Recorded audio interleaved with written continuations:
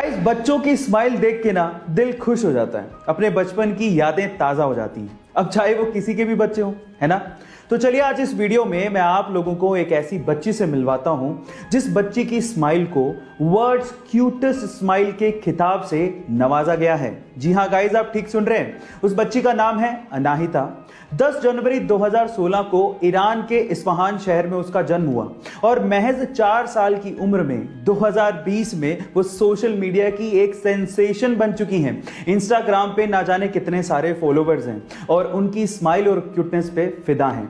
Guys, आपको इस बच्ची की स्माइल देख के कैसा लगा चैट सेक्शन में जरूर लिखिएगा। हमारा देश ही हमारा पहला धर्म है और इस देश की सुरक्षा के लिए हम कुछ भी कर गुजरने को तैयार हैं।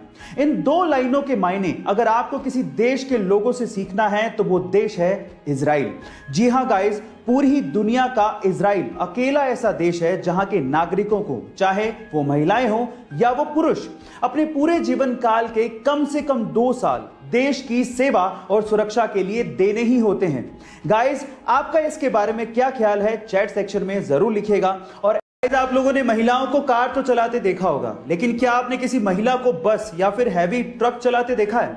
नहीं ना।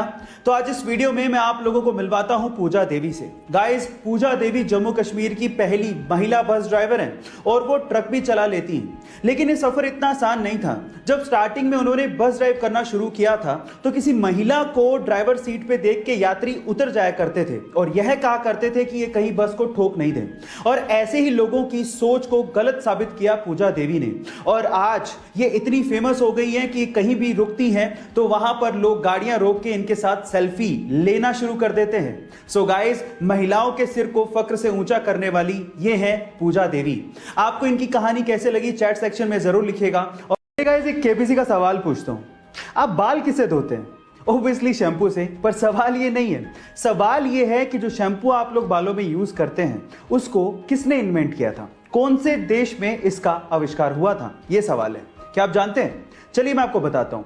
शैम्पू का आविष्कार किया गया था हमारे ही देश इंडिया में। जी हां गाइस, और इसके बारे में एक और इंटरेस्टिंग चीज बताता हूं। जब तक शैम्पू इन्वेंट नहीं हुआ था लोग अपने बाल मिट्टी से धोया करते थे। और क्या आपको पता है कि जो शैम्पू वर्ड है वो कहां से आया?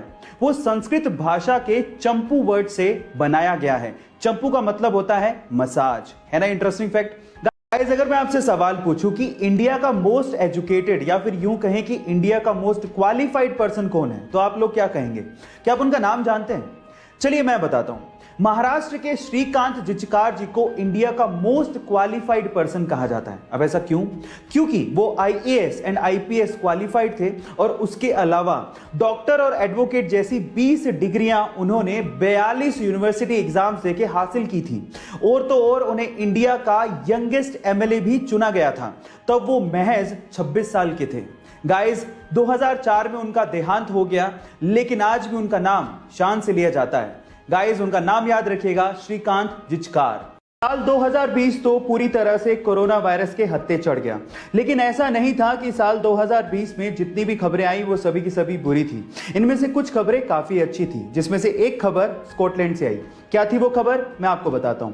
स्कॉटलैंड पूरी ही दुनिया का इकलौता ऐसा देश बन गया है जिसने इस महामारी के दौरान महिलाओं के पीरियड संबंधी प्रॉब्लम से रिलेटेड जितने भी प्रोडक्ट हैं वो अपने देश में फ्री कर दिए हैं। इसका मतलब यह है कि सैनिटरी नैपकिन और इसके जैसे कई प्रोडक्ट जो कि महिलाएं पीरियड में इस्तेमाल करती हैं वो स्कॉटलैंड में फ्री ऑफ कॉस्ट मिलेंगे।